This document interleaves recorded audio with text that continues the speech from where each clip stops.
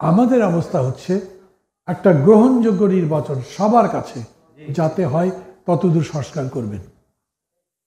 সংস্কার তো আজীবনই চলতে পারে, দেশ কত ভালো করবেন, যত ভালো হতে পারে তত ভালো করব, অতদূর পর্যন্ত নয়, কিন্তু ভালো একটা নির্বাচন যাতে সরকার হয়। আবার বলি, ধরেন আপনার পছন্দের সরকার গেল না, কিন্তু সেই সরকার জবাবদিহি করতে বাধ্য হলো সরকারের মানুষের কাছে।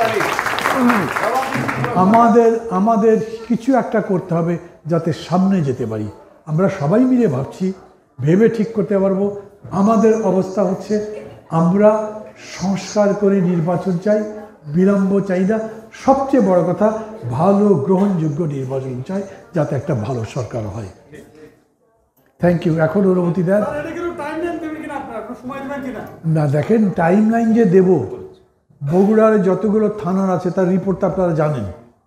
এই থানাগুলো ঠিক করতে কতদিন লাগবে আমি তো পুলিশ চালাচ্ছি না, আমি জানি না।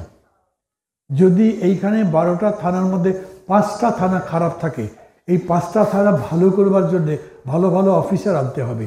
কয়দিনে আনতে পারবো? এটা আমি একটা জেলা বললাম, 70টা জেলায়, তার মানে ধরেন 350 থানা ঠিক করতে হবে, উপরে ঠিক করতে হবে। কতদিন লাগবে? আমি, যিনি সরকার চালাই, উনি বলতে পারেন, আমি পারি না, কারণ আমি দেশ চালাচ্ছি না। এই জন্য আমি টাইম লাইন দিচ্ছি না।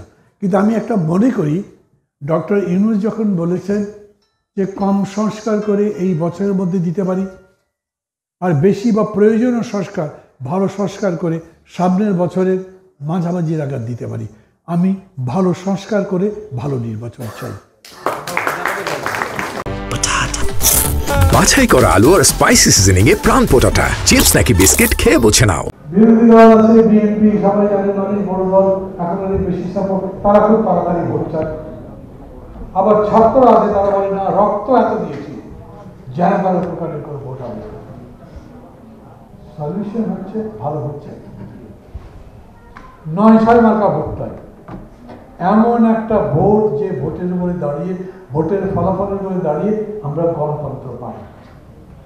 ডক্টর ইউনূস যখন বলেছেন যে কম সংস্কার করে এই বছরের মধ্যে দিতে পারি, আর বেশি বা প্রয়োজনীয় সংস্কার, ভালো সংস্কার করে সামনের বছরের মাঝামাঝি নাগাদ দিতে পারি, আমি ভালো সংস্কার করে ভালো নির্বাচন চাই।